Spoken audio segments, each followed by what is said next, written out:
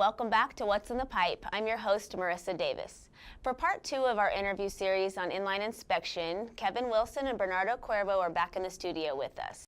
If you remember, in part 1, we talked about the importance of ILI and how operators can enhance the use of technologies and assessments as part of their integrity management plans.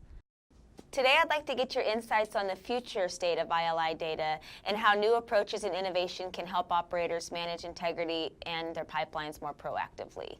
So, Kevin, we'll start with you this time, and Bernardo, go ahead and jump in anytime you'd like. What are the most important needs for ILI tools or assessments in terms of improvements in the next 2 to 3 years? I think there's a couple of areas, and it really becomes a challenge to both the operating community and the vendor ILI community. One of them is these things called unpickable segments, right? So the operators need to obviously be spending the time and effort to make them more pickable, but if we had tools that could actually crawl in and then come back to the launching point, that would be a big benefit to the operating community. What do you think, Bernardo? That's exactly right, Kevin. I'd like to add that for pickable segments, inline inspection tools have improved a lot in the last 20 years, but the analysis hasn't improved much. And that's a problem.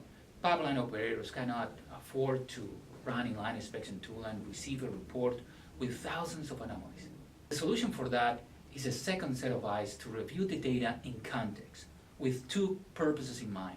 The first one is to filter imperfections and false positives to avoid unnecessary and expensive digs. And the second one is to prioritize the defects that are a real threat to the integrity of the pipeline. What does it mean to review the ILI data in context?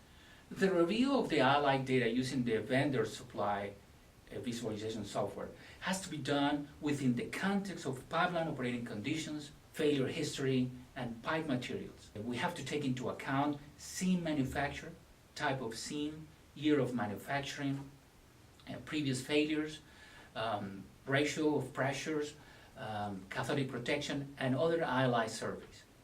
If we take the time to review the ILI data in context, we will be able to discriminate cold wells from hook cracks and other defects enlarged by fatigue, like transit fatigue or corrosion fatigue.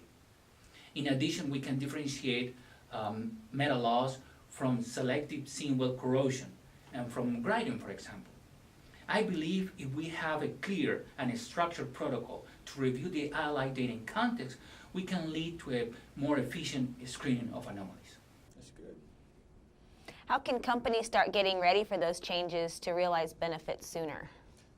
I think the biggest challenge for companies really is that they're just trying to recognize that it takes not only awareness, but it takes resources. And I think that's where they can use a company like G2. So currently they may not have that skill set or that resource, but we can help them with those efforts. All right, well, thanks for coming in and sharing your insights on the future state of ILI. This is definitely an area we'll be continuing to talk about in our program as technology evolves. And that's all the time we have for today. Remember to subscribe to our YouTube channel and join our LinkedIn group to continue the conversation. Until next time, keep it flowing. It's under control.